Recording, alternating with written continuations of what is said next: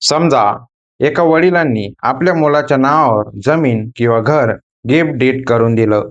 काही वर्षांनी दोघांमध्ये वाद झाला आणि वडील म्हणाले, मला माझी जमीन परत हवी आहे. मग प्रश्न पडतो, एकदा गिफ्ट डीड करून दिलेली मालमत्ता परत घेता येते का? चला, आजच्या कायद्या या सोप्या मराठीत एपिसोड 65 मध्ये हे अगदी सोप्या भाषेत समजून घेऊया. सर्वप्रथम गिफ्ट डीड म्हणजे काय? ट्रान्सफर ऑफ प्रॉपर्टी ऍक्ट 1882 नुसार एखादी व्यक्ती आपली मालमत्ता कोणताही मोबदला न घेता स्वेच्छेने दुसऱ्या व्यक्तीला देत असेल तर त्याला गिफ्ट म्हणतात. म्हणजेच मी तुला ही जमीन किंवा घर देत आहे आणि त्यासाठी तुझ्याकडून पैसे घेत नाही. असा मालमत्ता हस्तांतराचा व्यवहार म्हणजे गिफ्ट. पण गिफ्ट देताना काही कायदेशीर अटी पूर्ण कराव्या लागतात. विशेषतः अचल मालमत्ता म्हणजे जमीन किंवा घर गिफ्ट करताना गिफ्ट डीड करणे आणि त्याची रजिस्ट्रेशन करणे महत्वाचे आहे. आता येतो सर्वात महत्वाचा प्रश्न, गिफ्ट दिल्यानंतर मालमत्ता परत घेता येते का? याचं उत्तर सरळ हो किंवा नाही असे नाही. कायद्यानुसार काही विशिष्ट परिस्थितीत गिफ्ट रद्द होऊ शकते. उदाहरणार्थ, गिफ्ट देताना काही कायदेशीर अट किंवा पुनर्निश्चित घटना ठरवण्यात आली असेल आणि ती अट पूर्ण झाल्यास गिफ्ट रद्द करण्याची तरतूद असेल तर परिस्थितीनुसार गिफ्ट रद्द करण्याचा प्रश्न निर्माण होऊ शकतो.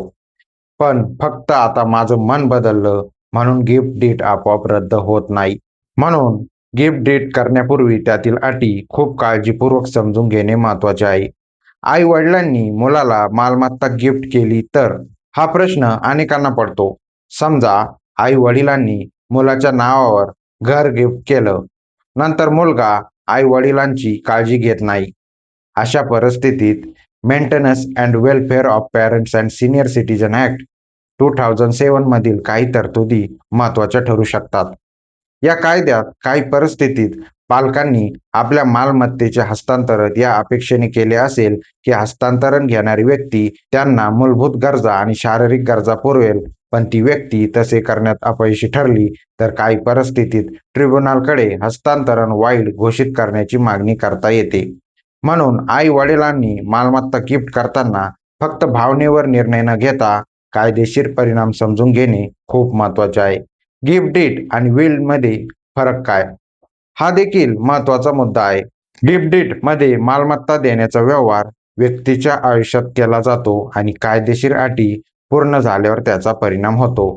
तर विल म्हणजे वसियत, ती व्यक्तीच्या मृत्यूनंतर तिच्या इच्छेनुसार मालमत्तेच्या वाटपात लागू होतो. म्हणून गिफ्ट डीड आणि विल एकच गोष्ट नाही. गिफ्ट डीड करताना काय काळजी घ्यावी? मालमत्ता कोणाला देत आहोत, कोणत्या अटीवर देत आहोत, मालमत्तेवर कोणाचा हक्क आहे आणि कर्ज किंवा वाद आहे का? गिफ्ट डीड योग्य प्रकारे तयार केला आहे का? आणि सर्वात महत्वाचे, रजिस्ट्रेशन योग्य पद्धतीने झाले आहे का? हे सर्व तपासणे गरजेचं आहे. म्हणून जमीन किंवा घर गिफ्ट करण्यापूर्वी कागदपत्रे आणि कायदेशीर परिणाम नीट समजून घ्या.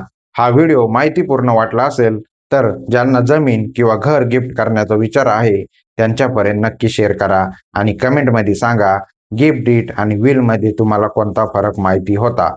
भेटूया पुढच्या एपिसोडमध्ये. कायद्याची माहिती घेऊया अगद्या सोप्या मराठीत. धन्यवाद.